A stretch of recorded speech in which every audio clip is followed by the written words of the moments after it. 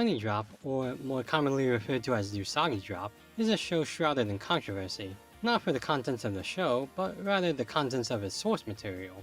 People really remember that ending, which is funny because the ending to the show is actually kind of underwhelming, but we'll get to that. The story follows Daikichi, a single 30-year-old man who attends his grandfather's funeral where he suddenly meets his estranged aunt, a 6-year-old girl named Rin. As she is alienated from the rest of the family as Granddad's secret love child, Daikichi takes it upon himself to raise her as his own. And so, as the tale of the unconventional nephew-father and the aunt-daughter unfolds, what new challenges will these two encounter in their new lives together? The show itself is very wholesome. It's the ever-growing relationship between Daikichi and Rin that give the anime its meat, one of an adoptive father-daughter duo, a type of relationship I've admittedly never seen before in anime. Daikichi's adjustments to his changed life is fascinating, cutting his salary and living space to make sure Rin is comfortable, and Rin's growth is believable, adjusting to what is essentially a new life for her, and how she copes with her own personal struggles of acceptance in the family and socially. Plus, Rin is one of the best child characters ever written in anime.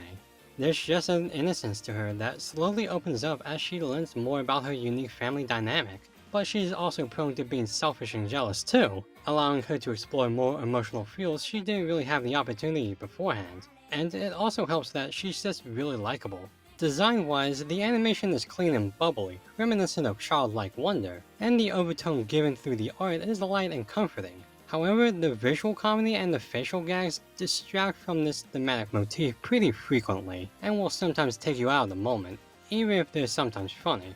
Also, the opening song is done by Puffy Amayumi, you know, the Teen Titans singers. And yes, this song is just as catchy.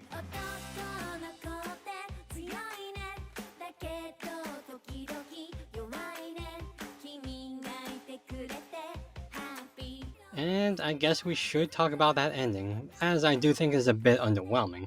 Well, the aspect in that it definitely doesn't stack up to the manga ending, but we're not here to judge the manga.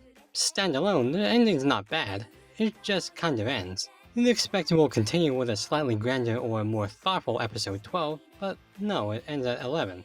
In retrospect, it's not a bad way to finish a show, as, yeah, you could see why the people behind it didn't think we'd have to watch more of what is essentially a finality to Daikichi and Rin's relationship. I just wish there was a stronger message about familial love or something like that, but it wasn't so awful that it ruined the show.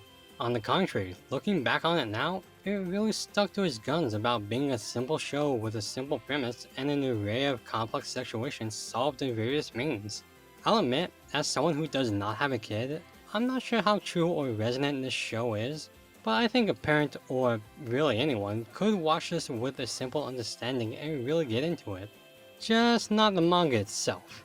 It's a nice fluff piece that, for better or worse, is worth hopping into.